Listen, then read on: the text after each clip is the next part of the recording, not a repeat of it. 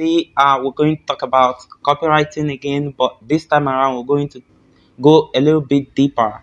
And what we're talking about today is essentially how to get attention, how to attract people to read your copy. Because here's the thing, there are a lot of people out there who scroll wherever you post your content. So, for instance, people are searching for answers on Google, they're not looking to read your copy. People are searching for things on Facebook. They're not looking to read your ad. People are watching videos on YouTube.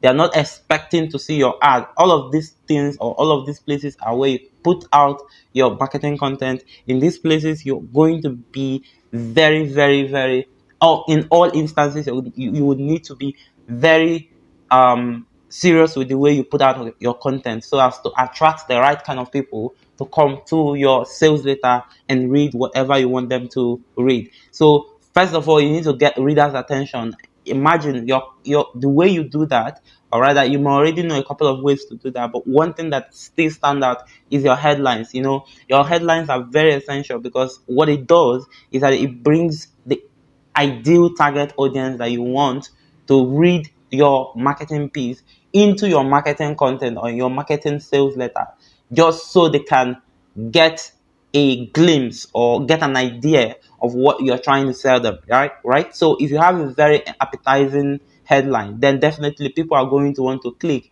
See, the internet is a very noisy place. A lot of people use it, but not everybody is interested in what you have to sell them. So you need to be very specific on who you're targeting, so that and that will need to reflect in your headline, so that when people check your headline or when they stumble on your headline, they are interested all of a sudden because you are definitely talking to them, or they feel like you're talking to them because you can relate to a particular problem or pain point that they have. So if you can be able to pinpoint those pain points, then definitely you can bring them into your letter. This can happen in your subject line if you're writing emails, in your sales letter if you're writing in your sales letter headline if you're writing sales letters, in your ad copy for Google or for Facebook, whatever. The point is you want to get attention. But then the quick question is, how do you get attention?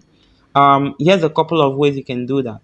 First of all, using your headline, like I said. So I'm going to talk about how you can utilize some specific formulas that will make your life much easier. I'm going to talk about two headline formulas. One is the AWAI, or the American Writers Institute, American Writers and Artists Institute formula, the 4Us and the ETC method.